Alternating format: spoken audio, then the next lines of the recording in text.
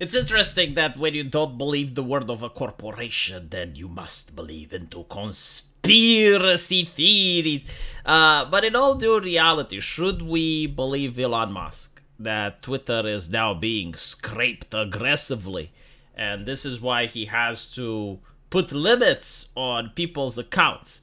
And there are people upset about it. And I'm thinking, like, dude, if you need to read more than 800 Twitter posts a day, then maybe you should actually get off Twitter. But this is the information that he personally provides. Now, take into account that Elon Musk is a salesman. Like, this is what a CEO is. This is what he does. It's like a car salesman telling you something. And if you don't believe him, that doesn't necessarily mean you're into conspiracy theories. You just press text to doubt. And it turns out that this individual, Yaoi Cocaine Bear, has got 1.2 million views by saying that no one is rate limited. It's a cover-up for the fact that they pushed new code that DDOSED their own site. If you're on the web Twitter, you can use TweetDeck or the old Twitter extension. He tried both, and he is tweeting from TweetDeck right now, and it works. Apparently, a summary on how Twitter managed to DDoS itself points out that Elon did not, in fact, decide to rate limit users, and instead decided that the story was just the best cover-up for pushing code that made their site DDoS itself. And they claim it's hilarious. Basically, what happened is that an update was pushed to block users from viewing tweets without being logged in.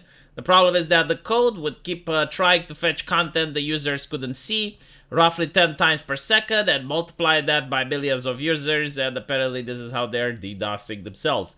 That's also why viewing the site in a different browser using extensions that change the way Twitter works temporarily fixed the issue. It circumvented the junk code. It's such a momental fuck-up, it's almost hilarious. This is also why it is said that it's a temporary change and gave a bullshit excuse. What it really means is that it'll be like this until they roll back the code and figure out how to push the changes they want in a way that doesn't kill the entire website. It's a potential possibility this one has 2.9 million views. I also heard like another one suggesting that Twitter has a contract with Google, and Google is hosting some of their infrastructure which is required for Twitter to do policing. But this contract is expiring, and Musk hasn't paid to renew it. And unless he does, then there's going to be no moderation on Twitter, which means that CP is going to be back on the menu. I don't know. It is interesting. I personally do not believe this thing. It's like, oh, well, companies are scraping Twitter aggressively. I mean, you can find out which companies are, right? You can look at their IPs, and if they're actually damaging the way you do business, you can issue a cease and desist letter. You can ask them to stop.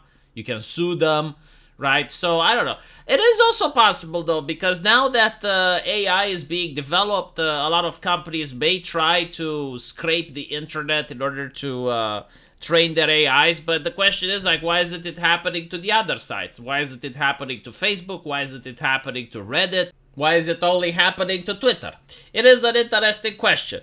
What does seem certain is that Elon Musk doesn't want people to be able to view the website without logging in. He doesn't want people to just press Control-Shift-N on their keyboard and then see what other people that blocked you have to say.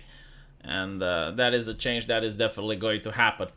Let me know what you guys think, and as usual, I will see you in the comment section.